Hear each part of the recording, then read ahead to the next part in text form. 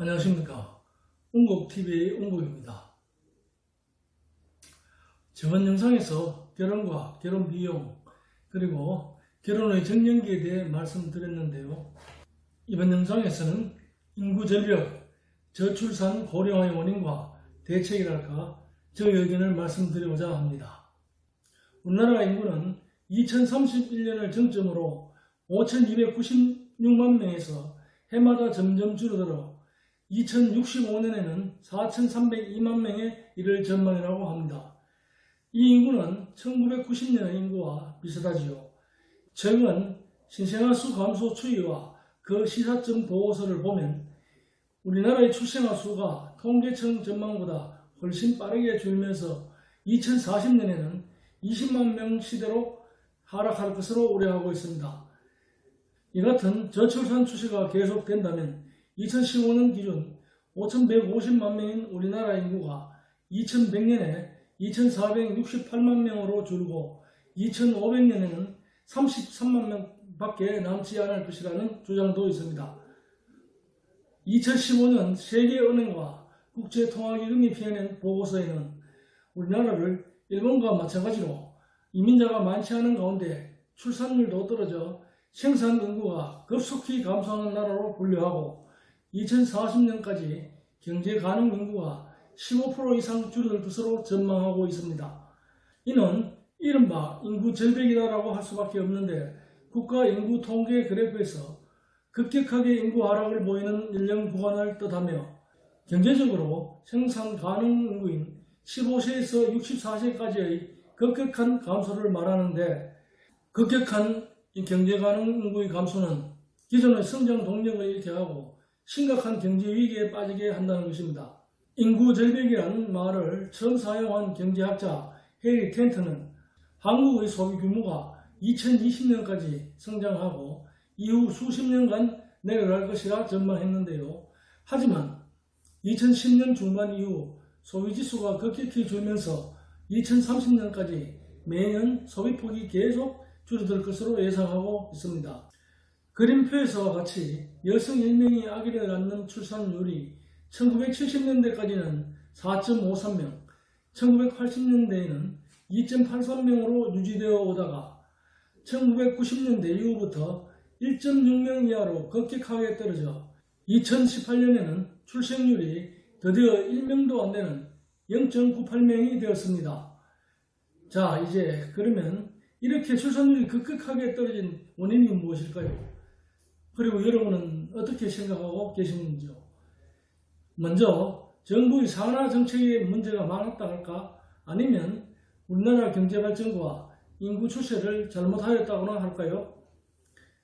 예전에 아들, 딸 구별 말고 둘만 낳아 잘 기르자 1960년대 합계 출산율이 6명에 가까울 정도로 인구가 크게 늘면서 정부는 강력한 산하 정책과 함께 캠페인을 펼쳤습니다. 합계 출산율이 0.98명에 불과한 요즘과 비교하면 격차의 지감이 아닐 수 없었는데요. 6.25 전쟁 이후 인구가 폭발적으로 늘어납니다. 한 가정에 자녀가 4, 5명은 보통입니다. 학교는 교실이 모자라고 식량까지 부족해지자 정부가 아이를 덜 낳자는 산하 제한 정책을 펼칩니다. 1964년 대한뉴스 454호에는 앞으로 자녀들은 알맞게 낳아서 훌륭히 길러 알뜰한 삶을 이룩해야 하겠습니다.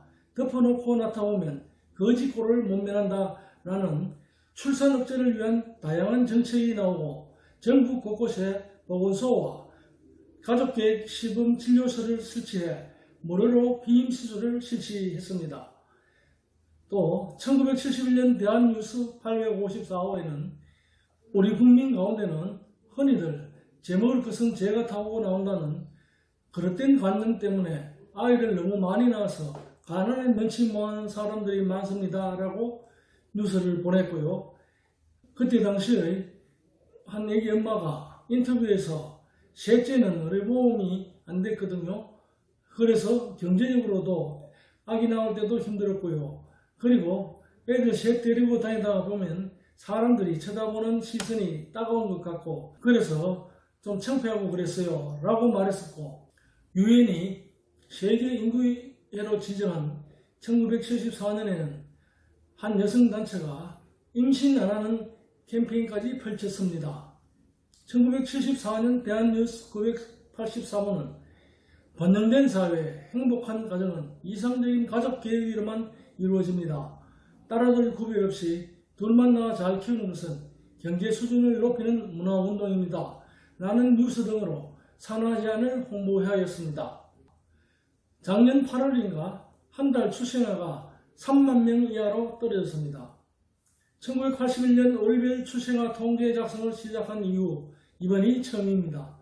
하나씩만 낳아도 3천이는 초막년이라며 가족계획 같은 사업을 벌이던 때가 엊그제 같은데 불과 40여 년 만에 이제는 OECD 국가 중 우리나라는 아이를 낳지 않는 출산율 최하위의 나라가 되었습니다.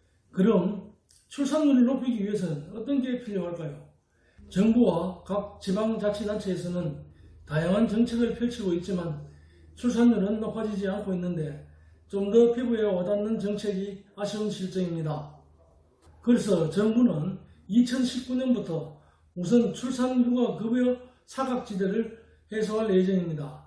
지금까지는 고용보험에 가입하지 않은 보험 설계사, 학습지 교사, 골프장 캐디, 신용카드 모집인 등 특수고용직과 자영업자, 단시간 근로자는 출산휴가 90일간 별다른 급여를 받지 못했지만 앞으로 약 5만 명의 여성인 이들은 월 50만원, 총 150만원의 출산지원금을 받을 수 있습니다.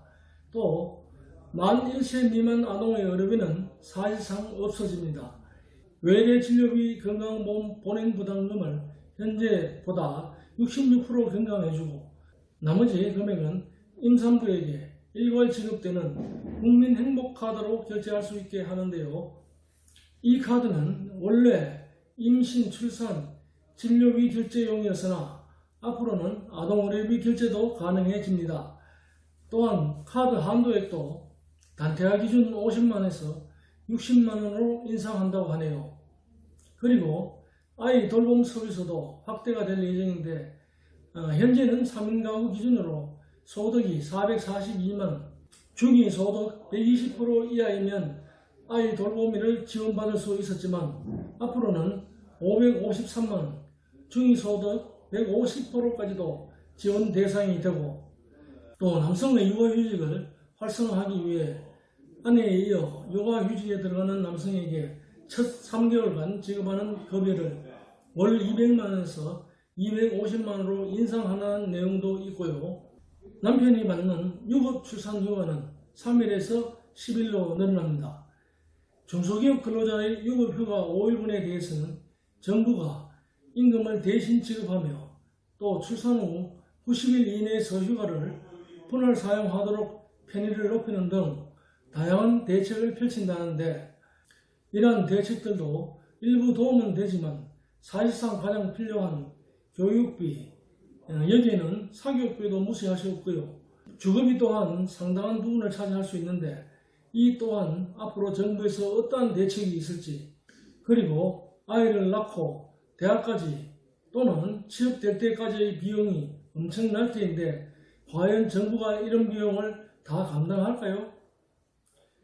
그리고 이 비용이 모두 국민 세금으로 충당해야 한다면 또 다른 문제가 발생하겠지요. 하지만 앞으로 갈수록 복지 등 사회적 비용이 늘어만 가야 하는 실정에서 국민 부담은 반드시 따라가야 되겠습니다. 이러한 여러가지 상황을 극복하기 위해서는 역설적으로 출산율을 높여 우리나라의 인구를 증가시켜야 합니다.